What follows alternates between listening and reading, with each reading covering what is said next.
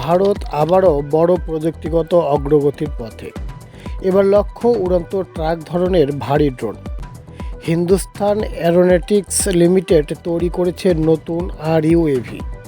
খুব শিগগিরই হতে পারে প্রথম উড়ান। এই ড্রোন কি যুদ্ধের ভবিষ্যৎ বদলে দেবে? RUAV কি?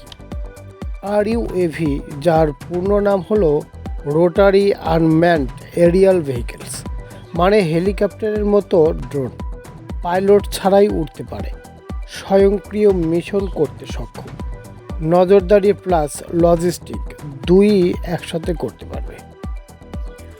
ডিজাইন ও ক্ষমতা। হেলিকপ্টার স্টাইল ডিজাইন, ভারী পেলোড বহনের ক্ষমতা প্রায় 40 কেজি পর্যন্ত, সর্বোচ্চ গতি প্রায় 200 কিলোমিটার, 6 ঘন্টা পর্যন্ত উড়তে পারে, 200 কিলোমিটার রেঞ্জ।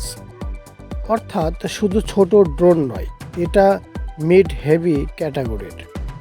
স্মার্ট ফিচার, পুরোপুরি autonomous flight, auto take off and landing, GPS based navigation, real time video ও ডাটা ট্রান্সমিশন, মানুষ ছাড়াই মিশন সম্পন্ন করতে পারবে। কোথায় ব্যবহার হবে? সেনাবাহিনী, নৌবাহিনী, বায়ুসেনা।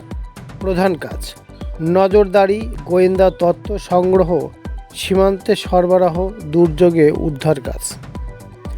পাহাড়ি ও সীমান্ত এলাকায় এর গুরুত্ব। হিমালয় বা দুর্গম এলাকায় সৈন্যদের সরবরাহ কঠিন, মানুষ পাঠানো ঝুঁকিপূর্ণ। RUAV সহজে পৌঁছে দিতে পারবে খাবার, অস্ত্র, মেডিকেল সাপোর্ট। তাই একে বলা হয় উড়ন্ত ট্রাক। মেড ইন ইন্ডিয়ার শক্তি। হাল যোগ IIT কানপুর যোগ ADE যৌথভাবে তৈরি করছে। সম্পূর্ণ দেশীয় প্রযুক্তি। আত্মনির্ভর ভারত উদ্যোগের বড় অংশ। বিদেশি ড্রোনের উপর নির্ভরতা কম। প্রথম উড়ান। রিপোর্ট অনুযায়ী খুব শিগগিরই প্রথম উড়ান হবে। এটা হবে সবচেয়ে বড় মাইলস্টোন। সফল হলে দ্রুত প্রোডাকশন, সেনাবাহিনীতে ব্যবহার শুরু।